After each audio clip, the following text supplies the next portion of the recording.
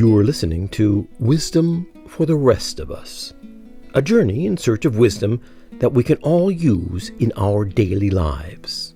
I'm E.T. Hansen, but you can call me Eric.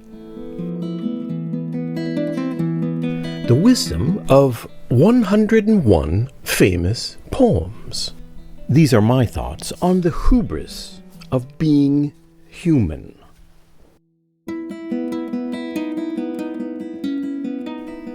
Let me read the last lines of this poem, The Cloud, by Shelley, to you. Like a child from the womb, like a ghost from the tomb, I arise and unbuild it again. I rise and unbuild it again. I don't know what that means. It's a beautiful line. It's mysterious. It's metaphysical. And I have no idea what it means. It seems to me like one of those lines, like a poet, and as a writer, I know this happens all the time. You write something, and maybe you misspell something, or you need, another syllable, or something. You write something, and you look at it again, and you say, it would be better if it were unbuild. Or did I write arise and build it again? Or did I write arise and unbuild it again? And you look at what you've written, and you don't know what it is you wrote. And you think, I meant to write and arise and build it again, because that's what a cloud does. Cloud rains, water goes into the earth, the water comes up and forms another cloud. That's what he's talking about. He says that sky is empty, but like a child from the womb, like a ghost from the tomb, I arise out of the ground, out of the dew, and form another cloud. I build it again. The first draft must have been, I arise and build it again.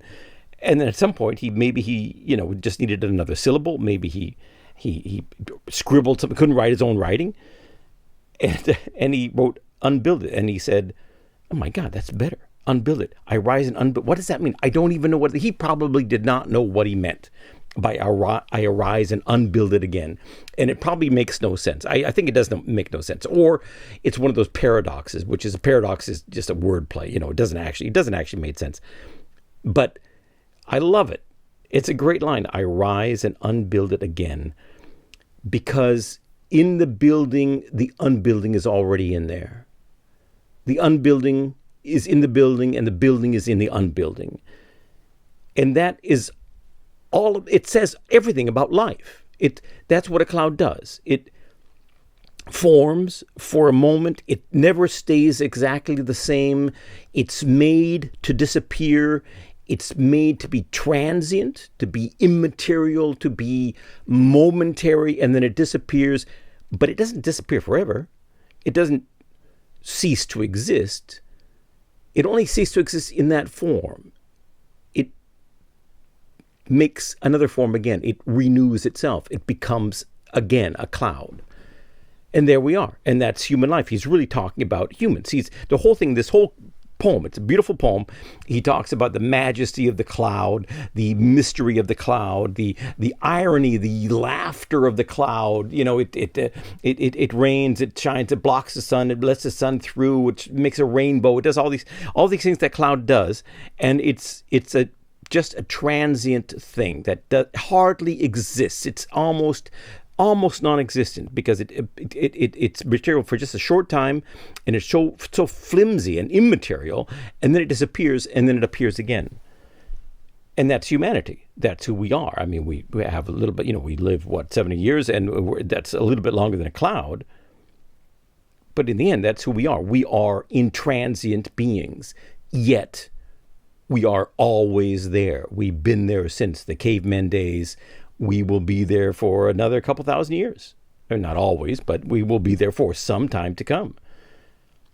And that's all of nature, of course. That's what nature is. A tree is not there forever. A tree dies, and then it comes back again in another form. The molecules reform. That's what we do. We die, we go to the earth, and the molecules reform. They come out of the earth. They come out in nutrients in the corn, and the animals eat the corn, and we eat the animals, and then we form molecules and spleens and livers, and and sperms and ovaries and children, embryos and fetuses, and the molecules reform and become another human being, and there we are again. We're there again. And that's an amazing thing about nature. It's transient and intransient at the same time. The thing about this majesty of nature, this greatness of nature, one of the things that drives us, I think, is our transience and our smallness vis-a-vis nature, because nature is so big, it's so huge. I mean, I laugh. I have to say, the whole thing. We're in the middle of the climate change and of the Save the Planet, stop the climate change movement, and I have to laugh when I hear about it, or I can't. The irony gets to me, because whenever people talk about, saving the planet, it seems to me so arrogant and like to have so much hubris to a mere little tiny human being, this little thing that is we've been there a couple thousand years. The planet has been there for millions of years. After we're gone, the planet will still be here. Maybe we will, kill a certain amount of bugs, a certain amount of animals. Maybe, some trees and forests will disappear. But, when we're gone, they'll be back again. The nature wins in the end. And nature is so huge. It's so vast. It's unimaginably big. We cannot imagine how big it is. I had a discussion once with a friend. He was very upset about this island, or these islands of plastic. Sorry about that. Plastic garbage floating in the ocean. And of course, he'd never flown over those oceans before. He may have been to America once. I think he was so he'd flown over the Atlantic. But I was raised in Hawaii, and to get from Hawaii to San Francisco or to Japan, either way, you have to fly for 5 or 6 hours. It's a 6-hour flight for the next. It's all ocean between there.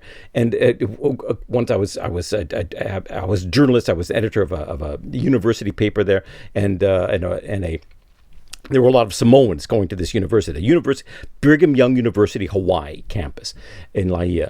And a lot of Samoans came to this campus. And so there was a small airline opening up, and they had direct flights to Samoa. And so they wanted to get this in the paper, so they gave us journalists a little, press junket, the first flight, the Virgin flight to Samoa. We were on it. I was on it, and I thought, I'm going to Samoa. And one night, sleeping overnight, come back the next day. And it was fun, and it was great. And I packed a little bag, and I thought, okay, great, I'm going to get on a plane, and in an hour or two I'll be in Samoa. And I didn't look it up how far away Samoa was. I thought we're in the South Seas. Hawaii is not technically in the South Seas; it's above the equator, but it's considered part of the South Seas. It's Polynesia, right? It's all part of an island, a more or less a group of islands or a family of islands.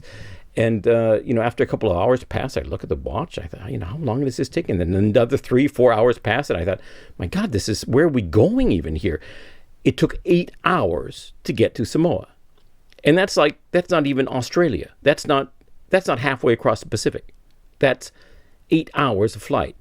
And comparing the hugeness of the Pacific, and it's just one of the oceans that is out there, and the hugeness, the vast volume of water with a couple of small islands of plastic garbage it's almost laughable. Of course, it's still a tragedy and a shame that we as human beings litter up something as beautiful and grand as the ocean.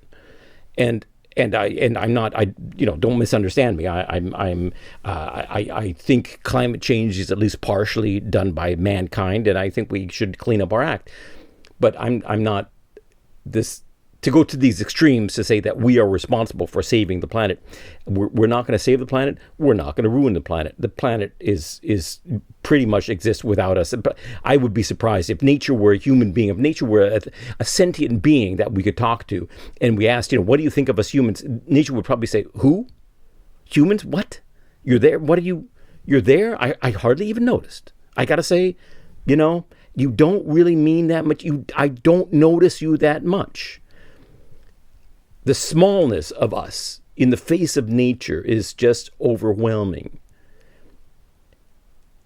And at the same time, of course, our arrogance, our hubris, our imagining that we are the center of the universe is just so grand as to be laughable, but also somehow touching, endearing, somehow courageous, somehow, it's like a little, a little child, yelling, rising his arms in his diapers and yelling at the universe, yelling at the world, I will conquer the world. This little kid, that's who we are. That's what we are. We're this little tiny, little force, rising our fists to the stars. And it's silly, but beautiful and inspiring at the same time. And other parts of nature don't do that. They kind of accept the way they are. My cat accepts that, she's a cat. The trees do not, write poetry. The dog does not, start a business and try to, gain some kind of, eternal life by impressing his will upon the society. Getting a library dedicated to him, getting a street named after him. The cow out in the pasture does not want a street named after him. The flowers, the weeds, the ficus in the living room, the shrubbery does not try to, does not look at the stars and say, I am here, look at me. They don't do that, but we do that. And that's what makes us special, even if the stars don't notice us, even if nature doesn't care about us. We build, we create, we think, we sing, we seek happiness and fulfillment and joy. We invent gods and purposes and reasons to live. And with all these things, we're standing out naked on a rock, yelling up at the stars in the sky, these billions of light years away, saying, look at us, look at who I am, here I am, look at me. And then we die, and we go away, and our molecules dissolve back into the earth. And after a while, they reform, and they come together again, and they form another little kid standing naked on the front lawn in his diapers, holding his fists up to the stars, saying, I'm back. I have risen up like a child from the womb, like a ghost from the tomb. I have risen up and unbuilt myself again.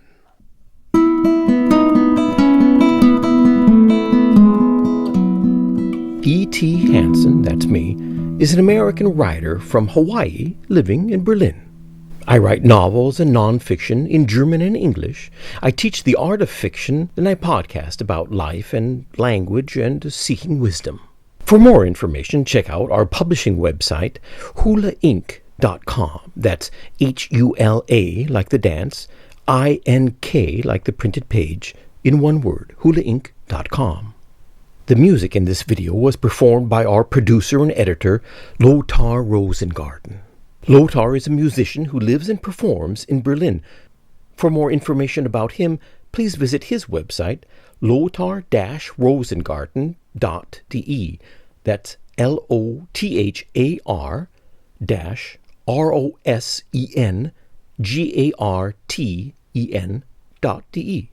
You can support Hula Inc. and Lothar and me by becoming a patron at patreon.com/Hula Inc. And don't forget to share our videos and our podcasts and subscribe to this podcast and to vimeo.com/Hula Inc.